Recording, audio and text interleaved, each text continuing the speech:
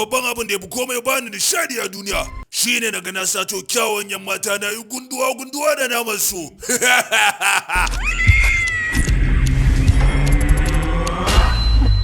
Zuwa yanzu fa an nemi yan mata sama da 10 an rasa. Ku bani aran hankalinku nan. Ni ne Sufeta Silverstar, jami'i na musamman akan harkar na'ura.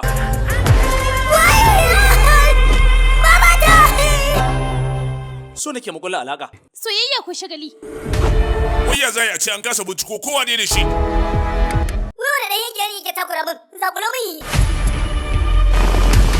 Ni fa ina zargi ma da akwai munafikin sa a cikin mu.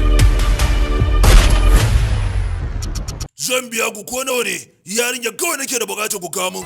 Mu je dan babaki.